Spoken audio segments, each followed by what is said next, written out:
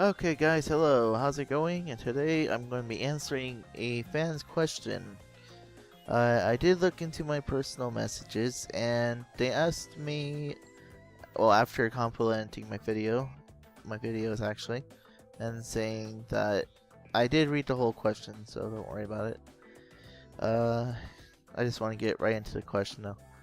And they did say they tried the Photon and Malefics, which were really good. I am really appreciative that you do like my videos, that my decks are working out for you. And yeah, so he basically wants to know the basics of building a deck. How do you know how many spells of a certain spell you should run?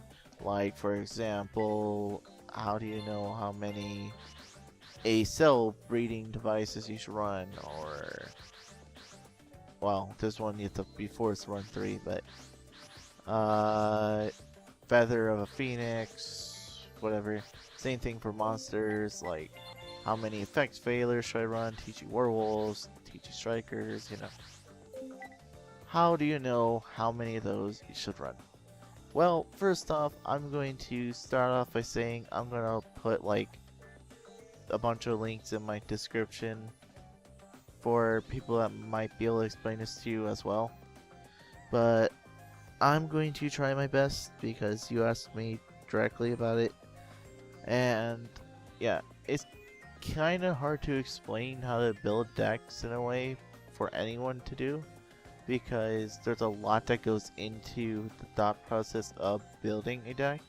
But once you get into the whole cycle of, oh, that's how you build a deck, well, I can do this, and then you learn to play style of another deck and you're like, okay, I keep doing this, then it becomes a lot easier, and it doesn't, like, I don't know, it doesn't make it so hard on you.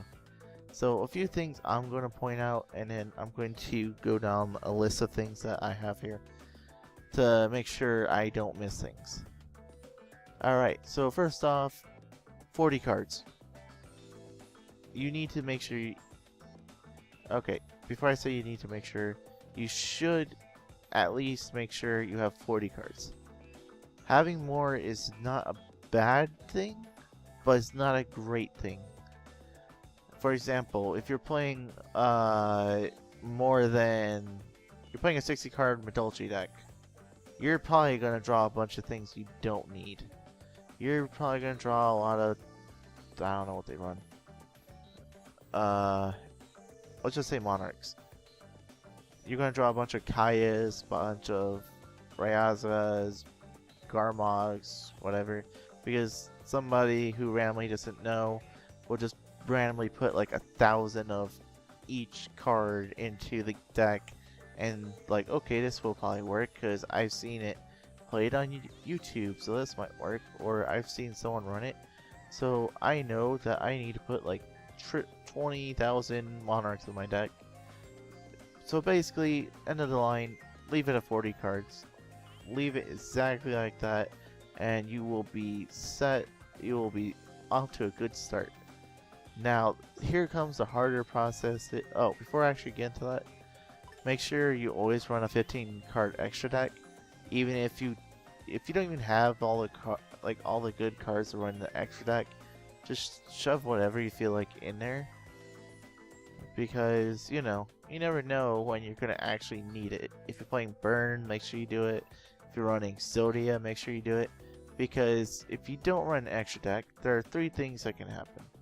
1, your opponent will know that you don't have an extra deck, and they can take advantage of you and basically destroy you really quickly, because they'll know how to play around you very, very easily. 2, well, actually, 1 actually explained a lot. Number 2, even if you don't have like anything that you can make, it's still very good to intimidate your opponent. And you know, if you're in tag duels, you know, you can make some cards from the extra deck by chance. So it's a very good idea to have an extra deck at all times. As for side decks, I really not too worried. You shouldn't be too worried about them. I mean, granted, I don't side deck at all. Like, I really have never side decked. I know that's more of a Nintendo Bruce and everyone else thing, but I don't know. I never felt the need to side deck, but here's a good idea to do with your side deck. If you're making a 40 card deck and you have some extra cards that you think might work, put them in a side deck. You know, for example, you're looking at this and you're like, I want to put a Gozen match in here, but there's no room at all. And you don't want to make it more than 40 cards because, you know, you want to have more consistency, which means more ableness to get more cards that you need. So yeah, if you have cards that you think might work, put them in a side deck, try out your deck that you have, and then if something's not working for you, like for example, you misread TG Werewolf and you thought it did something else, but it's not working like you thought it did, take it out and then replace it with something in the side deck, or maybe you see something in the trunk that you want and just put it in there, you know. Or maybe you don't like Dark Hold as much, or it's not helping you at all because your cards are just, you know, you just have plays every time. So, you know, maybe Dark Hold is not helping you out, or maybe you want your opponent to have back row for some reason. So you go Mystical Space Typhoons. If you're running Road Decrease, I don't know about whatever. I'm not going to go into that right now. Basically, you get the point of that. So yeah, keep your extra stuff in the side deck, what you think will be good. If you see stuff you like for a certain deck, put in this extra deck or side deck here.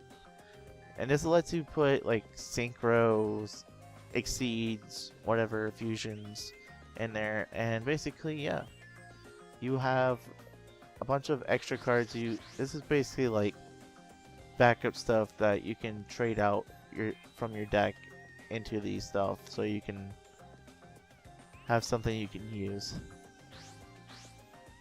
I hope that is understandable, I guess. You know, maybe you feel like let's put this into the main deck. Maybe you feel like you're drawing lands too much and it's not really helping you out. So you just side deck it. And there you go. 2 lands, pretty good. Pretty good. Alright, other things I need to point out. You want to probably stick with a theme. Like, unless if you just want to do, yeah, you want to stick with themes. You really don't want to get away from a theme. Like, if you're going Chaos, Dark and Lights, you want to stick with Dark and Light monsters. If you want to stick with a water deck, I would recommend sticking with waters.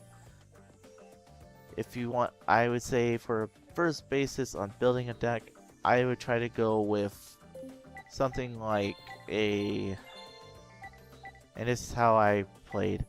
I didn't know how to build a deck at first, so I'm like, okay, well, I'm going to build a warrior deck. I went through warriors, but what I thought was really good. Of course, when I first played, I put 60 cards in my deck. But I went through, got some warriors put into a deck, put some random spells I thought was good. You know, it's a good idea to start with that. Start with an actual type of monster. You know, if you want to make a dragon deck, that's simple enough. You want zombies, fiends, pyros, sea serpent, whatever. I would recommend doing that first, so it gets easier on you and whatever. Then go into the actual archetypes of decks, like, you know, TGs or Dolces or Penguins or whatever, you know, to make things easier on you. Because if you're a beginner deck builder, I would recommend going with your types first, and then if you want to go into archetypes like aliens, assault mode, whatever, by all means. Once you get a better understanding of cards, then it'll be easier.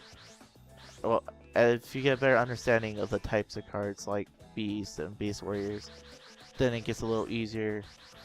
And archetypes, if you're going to build an archetype and you're going to go straight into archetypes, For example, Castellars, I had to look this up.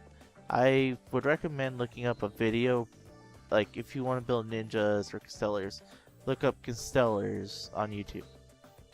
And I'm being honest with you, look up Castellars on YouTube.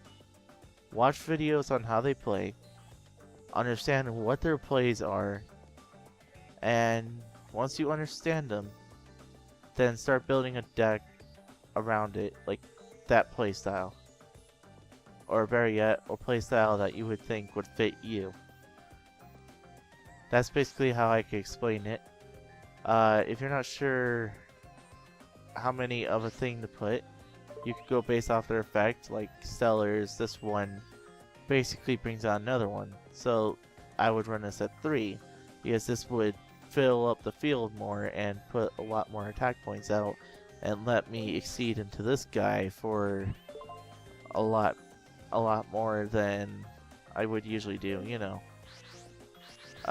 Which also brings me into how many. So yeah. Basically, if I don't understand the deck, I look it up on YouTube. I watch duels with it.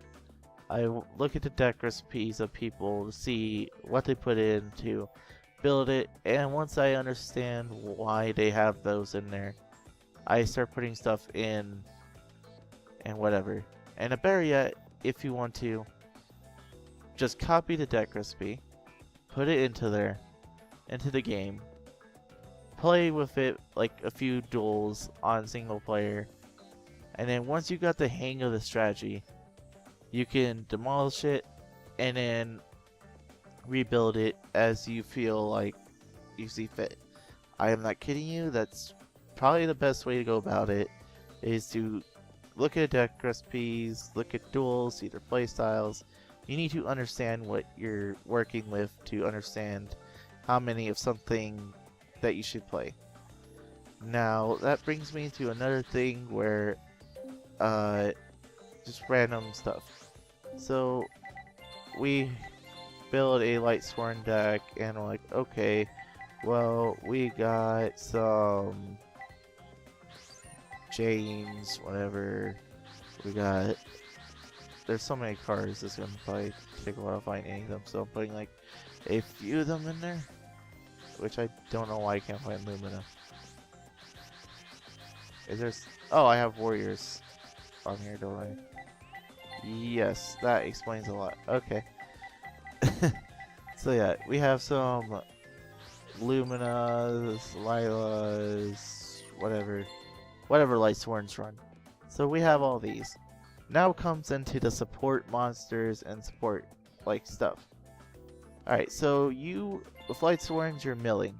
You need stuff that activates in the grave, and sometimes stuff that activates in the hand as well. So since they're all light monsters, you can run something like Honest. Now, what's it called? The thing with Honest is that it's limited to 1, because it's really, really broken. But I personally like to run 2 of them, because I didn't like the dead draw into it. But, you know, people ran it at 3 because you could just summon Honest, drop Honest on Honest, and whatever. But yeah, 2 of them are fine. So yeah, you look at it. Oh, I like this. I can gain my opponent's monster's attack. So there we go. We get Honest. Alright, so what about some grave effects? So you can go into this and go like graveyard. Like, what's gonna benefit from the graveyard? Alright, we got a lot of things. And then we'll go on for a while until we hit my buddy here. If I can find him. I just saw him too. Alright, Necroguard now. During your opponent's turn, you can banish this card from your graveyard to negate the attack. Alright, so we look back at your deck. Well, we have some Luminas, they're 1000 attack. We want to keep them alive. We pretty much want to keep these alive, and we want to make sure that we keep our monsters alive. So, you know, we'll throw 3 of them in there. Now, if they become a problem and they start filling up my hand too much and I can't get into Lightsworn, I'll take one out. You know, once you start playing around with them and whatever. And as I said, make sure you stick to the theme, because if you start going off and going like, alright, I'm gonna throw my needle worms in here because I can make my opponent mill. And also, well, actually that's a really good card in Lightsworn, so I'm not gonna mention that. And maybe I want to gain life points, so I'll throw 3 of these in there. No. This isn't what the deck is about. It's not about gaining life points. It's not about bringing this card out. So you need to get this out of there. And Needleworm does mill your opponent deck, but you're trying to mill your own deck to get more bonuses off cards, so get out of there. And basically, another thing to know is I like to put something in called my boss monster. And a boss monster is usually something with over 2,000 attack points and basically likes to beat down your opponent really, really a lot. For example, Lightsworn, and for some reason, I don't know why it didn't come up when I put that in, but okay. But for the example of Lightsworn, they have a little thing that they like to call, and if I can find it, oh right, it's only J here, is Judgment Dragon, which is a 3,000 attack point beater, has 1,000 attack point, or 1,000 effect, an effect that you pay 1,000 and you destroy every card in the field except for itself. It's something that's menacing, something that stops your opponent and makes your opponent have to think of how to get around it. I recommend having a boss monster in your deck. Unless you're playing Burn, Exodia, whatever.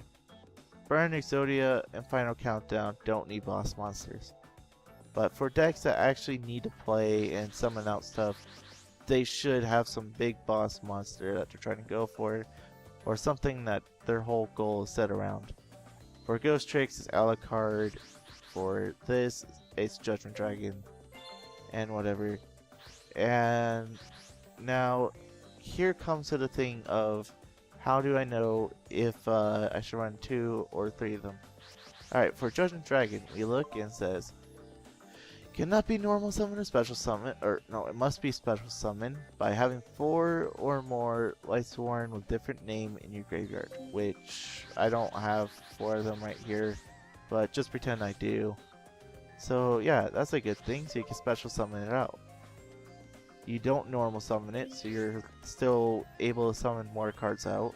You don't need to worry about it getting destroyed, because if it gets destroyed and you have another one in your hand, you just summon out another Judgment Dragon, and you summon out another one, and, well no, what you do is you summon out one, blow up the field, summon out the other 2, and you have 9,000 attack. That is insane. It is really broken, yes I know. And it's not even like really a dead draw, because really, even if you drew all 3 Judgment Dragons, you're still milling, you're still going through a lot of cards, and even if your cards are hidden in the grave, you have Judgment Dragon to make a comeback with. So, now, compared to if I was to run like 3 of them, for whatever reason, I'm not getting any bonuses off of this card. This card's a level 5. Drawing 3 of I could end up drawing 3 of them, which doesn't benefit me. It's only 1,800 attack, so it's not doing too much for me if I had it in there anyways.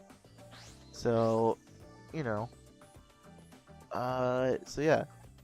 And another thing is, if you have a level 5, unless if it has like an insanely good effect like Celestia, which when you tribute a Lightsworn, it blows up, whatever, I wouldn't run it. As for example, in my starter deck video, I made a complaint about Battlesteer. Battlesteer is an 1800 vanilla monster. It's at level 5, there's no reason for it, because if you want to know, you see this is a level 5 1800. You want to know how many cards there are that can actually do this card's job. Alright, let's see. Where's attack? Attack 1000 to 2000. And we're going to do level 1 through 4. Let's see. So we have 7 colored fish, which is the same attack as that. We have... Let's see. We have this. I don't know what this is, but whatever. We have Abyss Soldier, which is the same attack, and also can bounce a card back to the hand.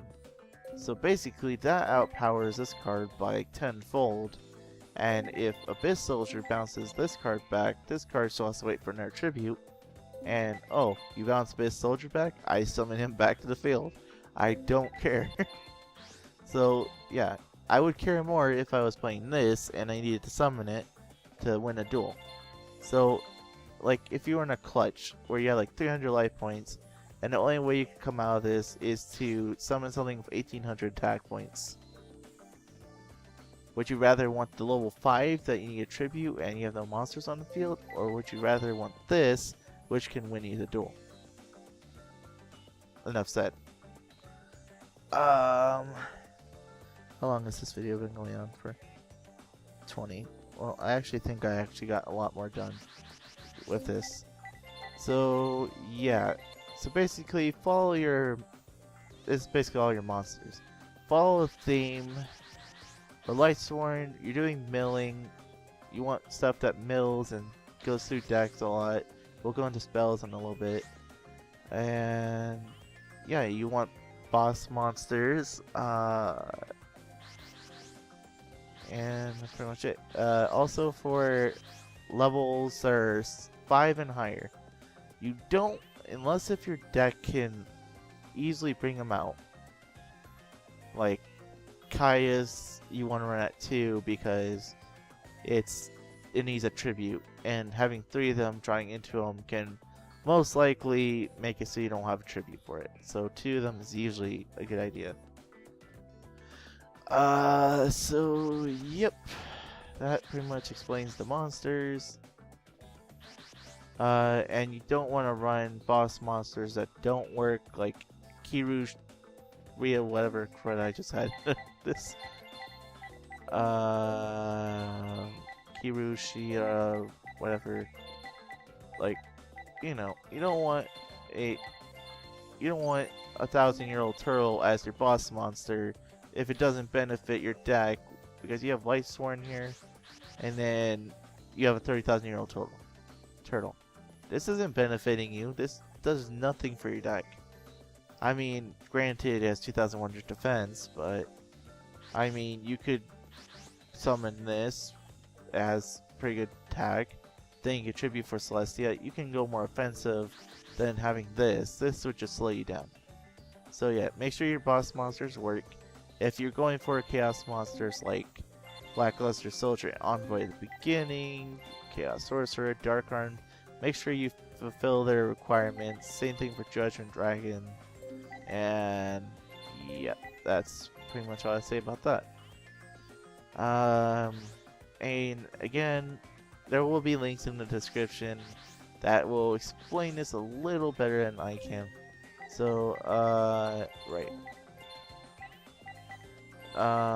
And also still depends on your playstyle.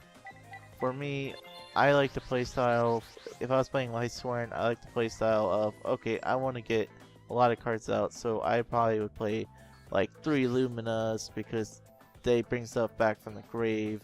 They mill 3 cards, like 2 Lilas because they destroy back row basically, but I can use MST, so I don't need to draw this card as much. I mean, it's a fine card to draw into, but drawing into 3 of them and your opponent's not having any back row, you know. So yeah, if the way to know if you should play 1, 2, or 3 is to 1, searchers always should be at 3. Stuff that can search stuff from your graveyard, search stuff from your deck, search stuff from your banish zone, and their monsters. You really want to run those at 3. Unless they're level 5 or higher, do not do that. you probably should not do that. Unless if you can easily bring them out. If you can't, do not go with that. Because there's the case of an Allied Justice monster that I'm looking at right... Oh, you guys can't see it, but there's an Allied Justice monster that I thought was really good, but... And this one will actually be a good example, if I can find it. Sorry for the long video, guys. This might take a while to explain, so... There's one that I really don't like.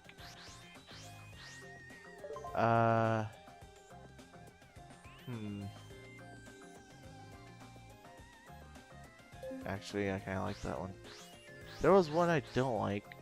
I don't know. There's some card I don't like. Like if it has 1900 attack and it's a 5-star, and you have to summon it, and then if it destroys a monster, and then it searches out a card, really not worth it. But if it's something like Photon Caesar, I remember that card really well. If it's something like Photon Caesar, where it's when it's normal summoned, whatever, and I know I don't run it, but it's better off that I show off anyways. So Photon Caesar, yes, it's 2000 attack points, 8-star, but I mean that effect, it's really good. Because, you know, you tribute 2, you're like, okay. And then you special summon their Photon Caesar for your attack. So you have 2 level 8s. Then you can make rank 8s, which is really good. Now, another thing to keep in mind is tuners. You don't really want to have a level 5 tuner. That's not really a good idea.